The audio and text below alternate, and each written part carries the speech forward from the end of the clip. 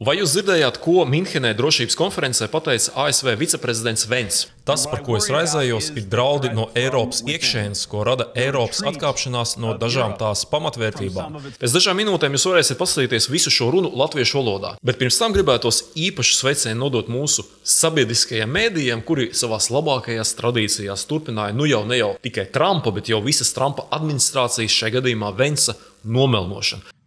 Maldinoša informācija, ka, piemēram, ideja, ka koronavīrus iespējams ir noplūdis no laboratorijas Ķīnā, mūsu pašu valdība mudināja privātos uzņēmumus apklusināt cilvēkus, kuri uzdrošinājās izteikt to, kas izrādījās acīm redzama patiesība. Ko pateica sabiedriskie mēdīji? Divas lietas, ka Vents pateica, ka Ukrainai atbalsts vairāk nebūs, ko viņš neteica, un tas, ka Eiropas galvenais drošības apdraudējums ir tikai vārda brīvības trūkums. Un es dziļi ticu, ka nebūs drošības, ja jūs baidīsieties no balsīm, viedokļiem un sirdsapziņas, kas vada jūsu pašu cilvēkus. Tā galvenā lieta, ko pateica Vents, ir tas, ka Eiropas, tā skaitā Latvijas, drošības apdraudējums nav galvenokārt Krievija vai Ķīna, bet tas apdraudējums nāk no pašas Eiropas iekšienes, no tiem lēmumiem, kas ir noveduši Eiropu tur, kur viņi ir šodien galvenokārt ar šo nelegālo migrāciju. Ar to visu cenzēšanu par to, ka Eiropas iedzīvotāji neusticās savām valdībām. Tā ir tā galvenā doma, ko viņš teica šajā runā.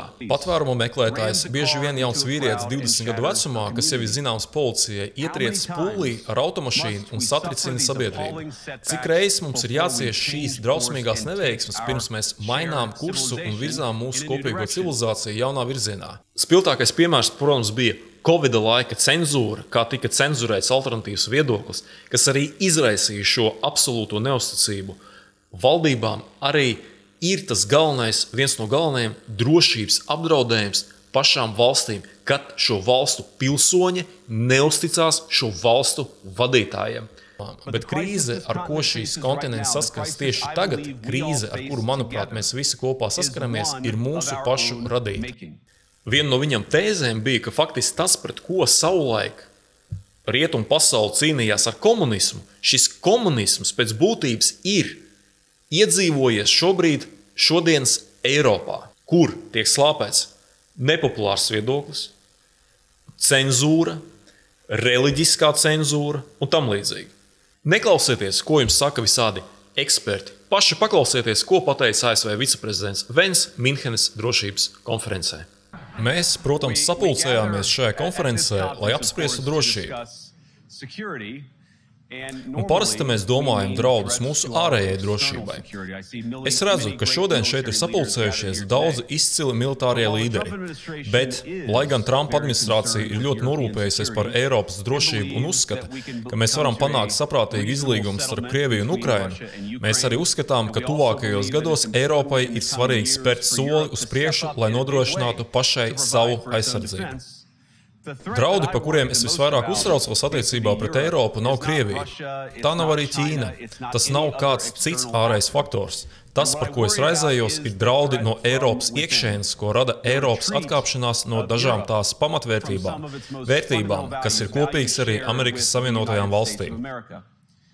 Tagad es biju pārsteigts, ka bijušais Eiropas komisārs nesen devās televīzijā un priecājās, ka Rumānijas valdība tikko ir anulējusi visas vēlēšanas. Viņš brīdināja, ka ja viss nenotiks pēc plāna, tas pats var notikt arī Vācijā.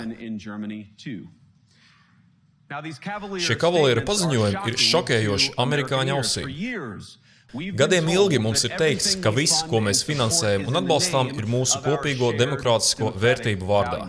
Viss, sākot no mūsu Ukrainas politikas līdz digitālajai cenzūrai, tiek uzskatīts kā demokrātijas aizsardzība. Bet, kad mēs redzam, ka Eiropas tiesas atceļ vēlēšanas un augstākās amatpersonas draud atcelt citas, mums vajadzētu pajautāt, vai mēs turamies pie pietiekami augstiem standartiem. Un es saku mēs, jo es pašos pamatos ticu, ka mēs esam vienā komandā. Mums ir jādara vairāk nekā tikai jārunā par demokrātiskām vērtībām.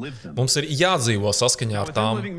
Daudz no jums šajā telpā atmiņā augstais karš nostādīja demokrātijas aizstāvus pret daudz tirāniskākiem spēkiem šajā kontinentā.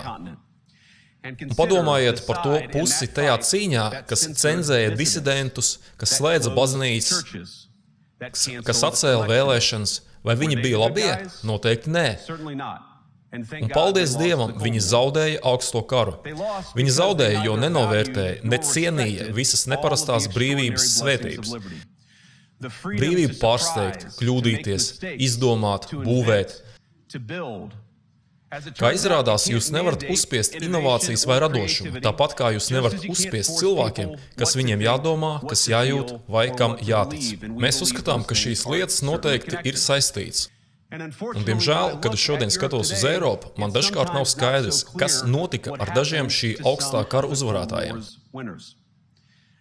Es skatos uz Briseli, kur Eiropas Savienības komisāri brīdināja pilsoņus, ka viņi plāno slēgt sociālos mēdījus pilsoņu protestu laikā, kad viņi pamana, ko viņi ir uzskatījuši par, citēju, naidīgu saturu.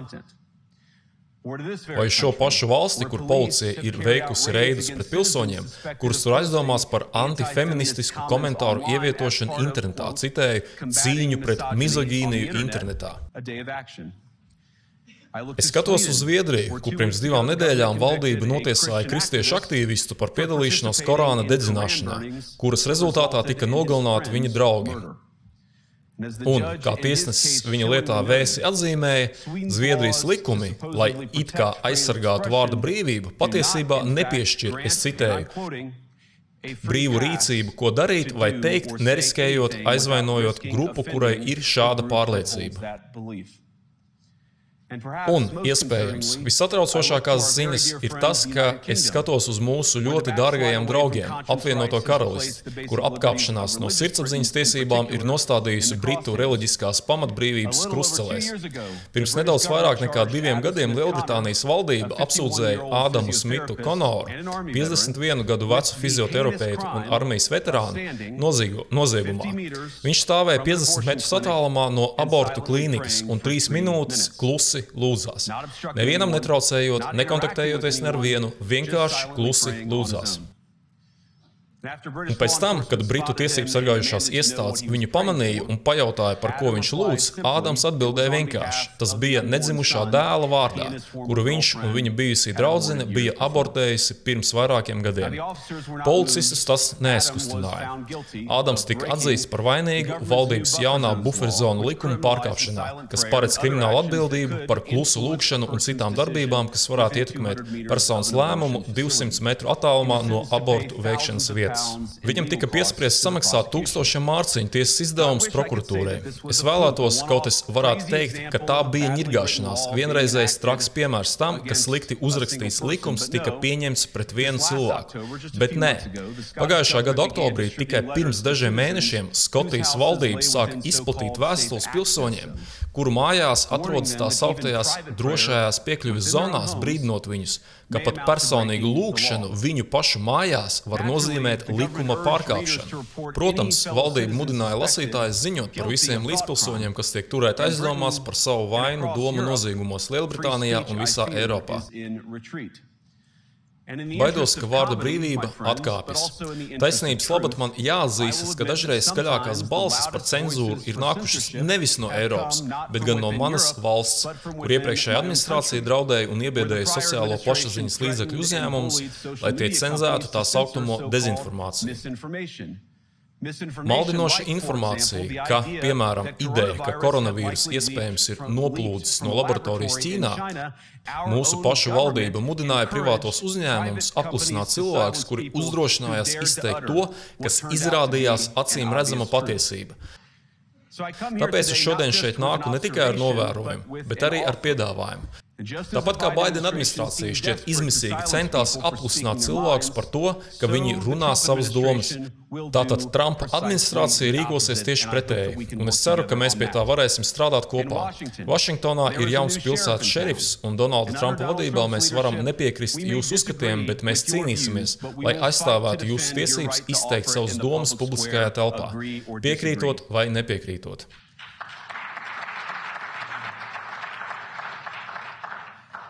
Tagad mēs, protams, esam nonākuši pie tā, ka situācija ir kļuvusi tik slikta, ka šī gada decembrī attālā Rumānija uzreiz atcēla prezidenta vēlēšanu rezultātus, pamatojoties uz izlūkošanas aģentūras nepārliecinošajām aizdomām un milzīgo spiedienu no tās kontinentālajiem kaimiņiem. Kā es to saprotu? Arguments bija tāds, ka Krievijas dezinformācija ir inficējusi Rumānijas vēlēšanas. Bet es gribētu lūgt saviem Eiropas draugiem paskatīties uz to savādāk. Jūs varat uzskatīt, ka Krievijai nebūtu pareizi pirkt sociālo mēdīju reklāmas, lai ietekmētu jūsu vēlēšanas. Mēs noteikti tā uzskatām. Jūs pat varat to nosodīt pasaules mērogā, bet ja jūsu demokrātiju var iznīcināt ar dažiem simtiem tūkstošu dolāru digitālās reklāmas no ārvalsts, tad jūsu demokrātija nebija jau sākotnēji spēcīga.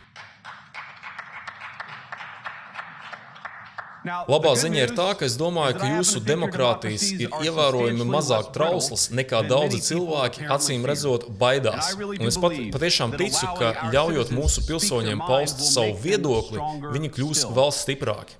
Kas, protams, liek mums atgriezties Minhenē, kur šīs pašas konferences organizatori ir aizlieguši likumdevējiem, kas pārstāv populistiskas partijas gan pa kreisi, gan pa labi, piedalīties šajās sarunās. Arī tagad mums nav jāpiekrīt visam vai jebkam, ko cilvēki saka, bet, ja politiskie līderi pārstāv ievērojumu vēlētāju skaitu, mūsu pienākums ir vismaz piedalīties dialogā ar viņiem.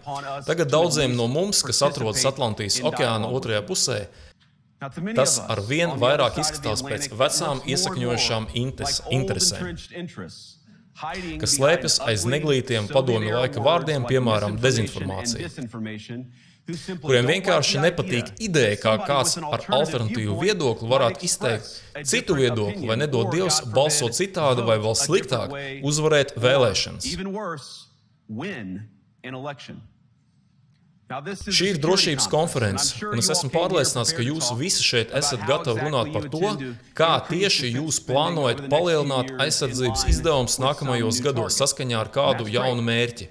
Un tas ir lieliski, jo, kā prezidents Trumps ir skaidri pateicis, viņš uzskata, ka mūsu Eiropas draugiem ir jāuzņemas lielāka atbildība šī kontinenta nākotnē. Mēs domājam, ka Eiropiešiem ir svarīgi būt kopīgā aliansē un uzņemties lielāku atbildību, kamēr Amerika koncentrējas uz citām vietām pasaulē, kas ir īpaši apdraudētas. Bet ļaujiet man jums arī pajautāt, kā jūs vispār sāksiet domāt par budžeta veidošanas jautājumu, ja mēs nezinām, kas ir tas, ko mēs aizstāvam sākotnēji? Es jau daudz esmu dzirdējis savās sarunās, un man ir bijušas daudz lieliskas sarunas ar daudziem cilvēkiem, kas sapulcējušies šajā telpā. Esmu daudz dzirdējis par to, no kā mums jāaizstāvas, un, protams, tas ir svarīgi. Bet tas, kas man un, protams, daudziem Eiropas pilsoņiem šķiet mazliet mazāk skaidrs, ir tas, no kā tieši jūs aizstāvat paši sevi. Kāds ir pozitīvais redzējums? Kas atdzīvina šo kopīgo drošības paktu, kuru mēs visi uzskatām par tik svarīgu? Un es dziļi ticu, ka nebūs drošības, ja jūs baidīsieties no balsīm, viedokļiem un sirdsapziņas, kas vada jūsu pašu cilvēkus.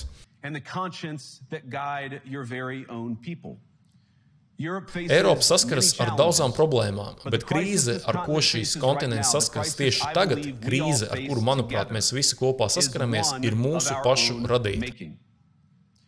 Ja jūs skrienat bailēs no saviem vēlētājiem, Amerika neko nevar darīt jūsu labā. Tāpat šajā jautājumā nav nekā tāda, ko jūs varētu darīt Amerikas tautas labā, kas mani ievēlēja prezidentu Trumpu. Jums ir vajadzīgs demokrātisks pilnvars, lai nākamajos gados paveiktu kaut ko vērtīgu. Vai mēs neko neesam iemācījušies no tā, ka vājas pilnvars dod nestabilus rezultātus? Bet ir tik daudz vērtības, ko var paveikt ar tādu demokrātisku mandātu, kas, manuprāt, radīsies, ja mēs labāk rēģēsim uz savu pilsoņu balsīm. Ja jūs gribat baudīt konkurētspējīgu ekonomiku, ja jūs gribat baudīt pieejamu enerģiju un drošas piegādes ķēdes, tad jums ir vajadzīgs pilnvars, lai to visu pārvaldītu, lai izbaudītu visas šīs lietas, jums ir jāizdara grūta izvēle. Un, protams, mēs ļoti labi zinām, ka Amerikā jūs nevarat iegūt demokrātisku mandātu, cenzējot savus oponentus vai liekot viņus cietumā, neatkarīgi no tā, vai tas ir opozīcijas līderis, pazemīgs kristietis, kurš lūdzas savās mājās, vai žurnālists, kurš mēģina ziņot par kādu notikumu. Tāpat jūs nevarat to iegūt, ignorējot savu pamatu vēlētājus tādos jautājumos, kā, piemēram, kurš kļūs par daļu no mūsu kopīgas sabiedrības. Un no visiem neatliekamajiem izaicinājumiem, ar kuriem saskaras šeit pārstāvētās valstis, es uzskatu, ka nav nekā steidzamāka par masveida migrāciju. Šodien gandrīz 1 no 5 cilvēkiem, kas dzīvo šajā valstī, pārcēlās uz šejieni no ārzemēm. Tas, protams, ir visu laiku augstākais rādītājs. Tas, starp citu, Amerikas Savienotajās valstīs arī ir visu laiku augstākais rādītājs. To imigrantu skaits, kuri ieceļojuši Eiropas Savienībā no trešajām valstīm laika posmā no 21. līdz 22. gadam, ir divkāršojies. Un, protams, kopš tā laika šis rādītājs ir kļuvis vēl daudz augstāks. Un mēs esam kursā par šo situāciju. Tas neradās vakumā. Tas ir rezultāts virknei apzinātu lēmumu, ko 10 gadu laikā pieņēmuši politiķi visā kontinentā un pārējā pasaulē. Mēs redzējām šausmas, ko šie lēmumi radīja vakar šajā pašā pilsētā. Un, protams, es nevaru par to runāt, nedomājot par upuriem, kuriem bija izpostīta skaista ziemas diena Minhenē. Mūsu domas un lūgšanas ir ar viņiem un paliks ar viņiem. Bet kāpēc tas vispār notika? Tas ir briesmīgs stāsts, bet šādus stāstus mēs esam dzirdējuši pārāk daudz reižu Eiropā un, diemžēl, pārāk daudz reižu arī ASV. Patvērumu meklētājs, bieži vien jauns vīrietis 20 gadu vecumā, kas jau ir zināms policijai, ietriec pūlī ar automašīnu un satricina sabiedrību. Cik reizes mums ir jācieš šīs drausmīgās neveiksmes, pirms mēs mainām kursu un virzām mūsu kopīgo civilizāciju jaunā virzienā. Neviens vēlētājs šajā kontinentā nedavās pie vēlēšanu urnām, lai atvērtu slūžas miljoniem svešu migrantu. Bet vai jūs zināt, par ko viņi balsoja? Anglijā viņi balsoja par Brexit. Piekrītam vai nepiekrītam? Viņi balsoja par. Un arvien vairāk visā Eiropā viņi balso par politiskiem līderiem, kuri sola izbeigt nekontrolētu migrāciju. Tagad es piekrītu daudzām no šīm bažām, bet jums nav man jāpiekrīt. Es tikai domāju, ka cilvēkiem rūp savas mājas.